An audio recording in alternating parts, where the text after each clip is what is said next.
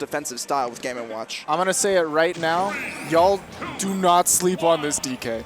First of all, this is a DK from Louisiana, so that means business. Yeah, it means that he's in the school of RJ, right? In the school of RJ and in the school of the heavy class of Kirby Kid. You know, he knows what's up. He also counterpicked Burr Kazuya Mishima this DK last night at the pre-local and was able to take it with DK when Wario was not enough. Right. So this is a very real character, and that's what I love to see out of Donkey Kong! Yeah, on Smashville too, almost killing it. What interesting, maybe lost his resources there. I'm not sure exactly what happened. Up B is just too strong. But Maister better watch it here, right? Because yeah, if he doesn't secure that stock, DK can be scary. But luckily the F smash, DK, you know, big body on that ledge. I love that Jordan tried to use the side special, get that armor, but unfortunately with multi-hits and really strong moves, DK's not gonna armor through all of that. And you can just see with Jordan's movement with Warrior, right? He's like a swan dancer, just beautifully moving through a lot of these hitboxes. Like Zai couldn't hit him last night, and so far moving through this Pichu pretty easily. But finally, Maister gets his first opening here. Ooh, doing a great job of staying very close to the stage, hard in DI, but not getting big comboed. Okay, it's a grab there. Once I'm on stage, that Smashville platform can do a lot for Pichu. Oh, using the bike play there. Oh, but nice spot. So that's going to be a punish there. DI's in. Forward smash, or forward air is going to push off stage. Goes for the high recovery. Yeah, I like the idea. I mean, Jordan, you know, okay, but unfortunately going to be caught in that ledge of the F smash, just so active. And, you know, might as well swing with the Sephiroth, but now you got this Pichu on a rampage right now. And that's kind of exactly what Maister's looking for with that charge forward smash. You know, drop from ledge, jump into it. A lot of his Pichu, from what I've seen, has been like toss-out moves that look kind of laggy. Oh my good God! Yeah, if you shield, you get your shield broken. If you don't, you just, you know, probably better to take the hit at that point, but you're going to cover the ledge jump. So much pressure from Sephiroth, and we got the Game & Watch coming to play here. And I think, honestly, this is what the Sephiroth is for, is to make sure that the Game & Watch doesn't play too much.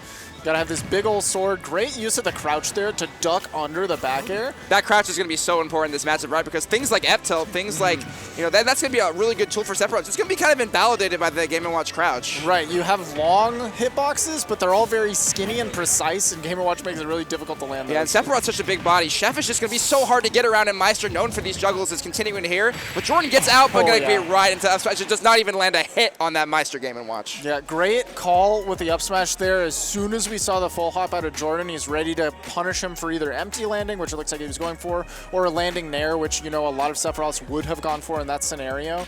Perfect, just option covers there, toss out the up smash. It's pretty safe once you see your opponent has jumped, because all of Sephiroth's moves are so slow. Yeah, I mean, he just kind of tell with the chef pressure at ledge, you just have to, you know, find center stage. He's like, I gotta get back to center stage, and then you know, he's ready with the up smash, you know, basically reading your desperation. And that's what Game & Watch has been taking, and Maister has been taking advantage of for years, and that's why he is the player of his caliber. Absolutely. Now we're gonna see, again, I'm always curious as to how the lineups will go, and it looks like we are going slightly different order for Maister, moving Game & Watch to the middle. Sometimes you can tell people are just mashing the random button for the order, but you can see that Jordan, for example, has definitely kept the same order, kind of deliberately. Yeah, and of course, like, these noobs coming out from Maister, of course, you gotta lab those if you take the character seriously. Gotta get good 39%, and, you know, it's gonna be hard to get through that wall of projectiles, but once DK does get in with these, this is what happens. Oh yeah, you mentioned it. As soon as he gets in, it's big damage. That's 60% right away. How did he avoid that, neighbor? Oh my goodness! Oh my God! He wanted the dare spike maybe into up air there, but great on Maister to have that mash so ready. Oh my God. Just bounce him away, get back, reset the ledge. But it is so difficult to challenge Sora off stage, but Jordan's really going for it. Big commit there, and that's going to be punished. Even though Jordan loves that up B, he's thrown that out a lot with this character, maybe 5 or 6 with a short time. And of course, going to counter there. This should be rinse repeat. But instead... Oh, he's fine, though. It's Sora. No, it's Sora, but Maister got a little bit greedy going for that instead of just another counter, and because of that, he is now dead with DK still on the screen. Yeah, that side be extremely punishable on shield, and Jordan really ready to go right now. But of course, DK Game & Watch, this is, you know, especially in the corner right here, I don't know how you get out as DK, I'm going to be real. DK's bad enough at the ledge when your opponent doesn't ledge trap well, but when you got Chef, yikes. But as we say that, Jordan getting free and getting a combo of his own. Of course, that up B very, very good at breaking any combos. Oh my God, he shielded and then dropped it immediately to go for that fire, get out of there. But he has to watch it here. Of course, getting the quick confirm. Maister has those on lock, of course. Interesting that he chooses to go with the Game & Watch second, even though it was very good closing, but chooses to go second here. Interesting. It was, but I think I like the idea of saving Pichu a little bit towards the end for the volatility. you want to be able to kill Sephiroth before Wing is active, so get that early stuff, whereas Game & Watch, I think, doesn't really afford that. I think also he wants to deal with the Warrior, right? He probably knows that this is Jordan's strongest character, and of course, Game & Watch with a lot of tools to kind of invalidate Wario up close, so... Right, and you see your opponent's putting their main second, well, I'm going to put mine second, and I'm betting on me to win in that exchange. Okay, bike ledge trap here. Maister's just going to beautifully evade around it in a juggle situation where he's so good. Of course, going to bait Jordan here. Yes, he does. See, that up smash is just so alluring, but you can't go into it. No, I mean, try as you might, but that is not a move that you whiff punish. It's just so difficult. So you got to have a very particular set of skills to get the whiff punish right. on it. Liam Neeson looking. Oh, down tilt's going to send you straight off the side, and in comes Sephiroth. Does have, without Wing, a little bit of difficulty KOing, but... Okay, just throws up the Hail Mary counter. Unfortunately, Maister not going to fall for it and continue to the advantage state of his own. And it's just forward tilt after forward tilt. Jordan only wants one thing, and it's disgusting. Well, at least he's landed more hits than he did last time in the, in the Game & Watch. Yeah, finding it. I love the little stall for Maister to not fall into down air territory. Jordan was so patient and waiting for the Game & Watch to just rise above ledge, but he's still going to be punished, unfortunately. And, that F tilt's going to hit, but unfortunately across stage, so Maister's still fine right now. Forward tilt does cover just about everything. It is really insane how much work that one move does for Sephiroth. Forward throw just push back off, get some damage, or a down throw even for the mix. Yeah, but at this point he needs any hit, but if Game & Watch gets a juggle situation started, it could be the end of Sephiroth as well. A very light character with full rage. So you got to be careful. You can't want center stage that badly. You want to watch out for that up smash because Maister is going to be throwing it out, but instead he's going to hit with a down smash. Excellent shield break from Jordan, 1-1. We'll see how much work the Pichu puts in here. Yeah, Pichu's got to put in work. We could very easily see a KO pretty early on Sephiroth right now, but with Wing active, you can also see Pichu explode very quickly. Okay, then there's how he gets started. Using a Skull Bash to grab ledge. Okay, Jordan's getting started here. At this point, Pichu is a kill percent, and he's just swinging with the up smash, hoping it hits. Yeah, he's a kill percent against armored smash attacks. That scintilla was so massive. Okay. We gotta see no grab. Oh my god, the scintilla. You have to be careful. If you get scintilla here as Pichu, you are probably dead. Absolutely. Charge that down smash.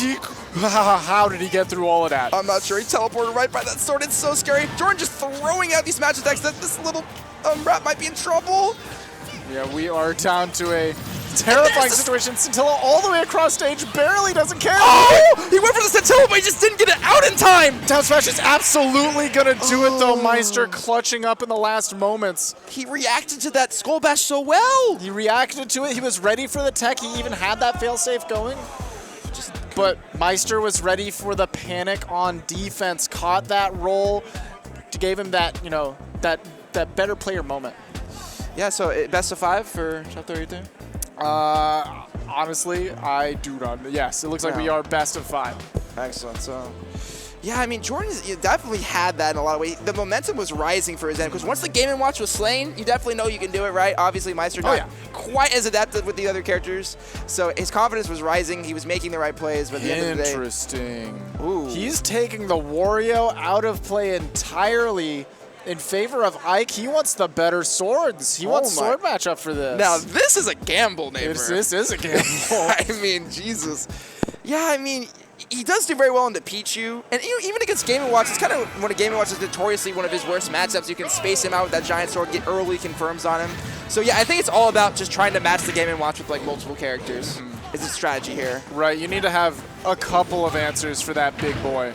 When the others aren't, when the other characters you're handling pretty well, you need multiple answers for the Game & Watch to make sure that it doesn't steamroll.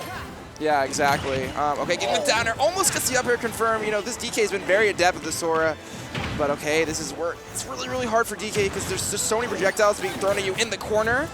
But gets out with the down air, waits for the counter. Yeah, but unfortunately, maybe up air would have done it there. I'm curious, honestly. Maybe it could have. But not going for it, gets this setup. Oh, that's a big punch from the ledge. Gonna punish you for tossing out all those fireballs. Yeah, that's a Louisiana hard hit if I've ever seen one. Definitely seen that a few times for the Louisiana heavy mans. But unfortunately, okay, we have a DK with full rage, 2 interactions, and Pichu's at kill percent. Yeah, Pichu, though, does have a lot of play here. DK at ledge. Oh, Nair's just gonna push him right back off. That's a lot of shield damage. Forward air doesn't do it quite yet, but you got a lot of Thunder Jolt. Yeah, Jordan can just escape the corner here. It can be very scary, and he does. Okay, Maister is in trouble. We have another punch. Oh, that's a big punish. You just threw him? That surely could have been a smash attack. It could have been a lot of things, and now you're letting the GK out to play at 210, still living, neighbor. Great weave. Oh my goodness, Jordan. really scary. Surviving. Oh my god, this is really scary. Okay, another. Yeah, you cannot let DK live to 200. It's just a death sentence every time. Okay, DK's a character, you have to kill him or else it is worse for you. He has a monkey punch. Is he going to use monkey buff off ledge again? Oh, and he does. Armors through it, doesn't die. Any damage right now is just cheddar. 261. This DK is still going. I feel like he died. I feel like he dies to a grab here. Okay. Finally, the beast finally slain. Maister can breathe a slight sigh of relief, but he still has 2 entire characters to go through. Y'all have been misinformed. Jordan is a DK main. Yeah, but I think we have everybody finding their soul characters in Squad Strike as we see. But this is where the Ike comes into play, right? These giant aircles just going to stuff out Game & Watch and make a lot of his options obsolete. Going for the judgment there, you might as well, you're down big. And this makes me think that Game & Watch in the center slot was the play.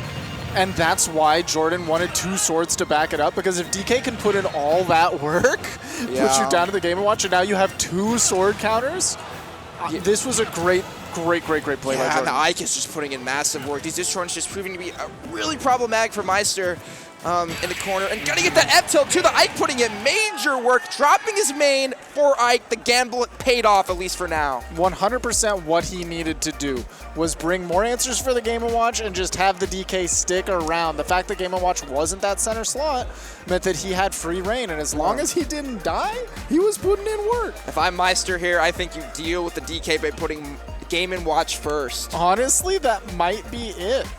If you know that your opponent has gone for the same lineup every time, go for that Game & Watch first, get DK out of the way, and then hope the rest of your squad cleans up. I would want to nullify that DK ASAP. Because I do still think that Game & Watch in center is like an okay play, but yes, we are seeing the adaptation. Smart by Maister, pull that Game & Watch first, get all the work that he needs to do out of the way, and then those 2 sword characters that are ready to counterpick him, I mean, they can take that stock or whatever, but now I have 2 other guys, and I'm fine. Exactly. And, of course, we haven't really seen this matchup played out in the lineups yet. Not much. But, I mean, we don't really have to see it to know that. It's just going to be pretty rough for DK once Maister finds that initial opening, because even with the up B, he can get the juggle started right here. Right. I mean, Game & Watch is the kind of character to give every character the heavy tax, whether they're big or not. But, I mean, there's the only tax being applied right now is to Maister, because this monkey is going off right now. This is the spirit of RJ living through Jordan right now. Louisiana heavies are just OD, man. It's actually crazy. He's dead. He's so dead. Who would have predicted the DK dealing with the Game & Watch so convincingly? Unbelievable.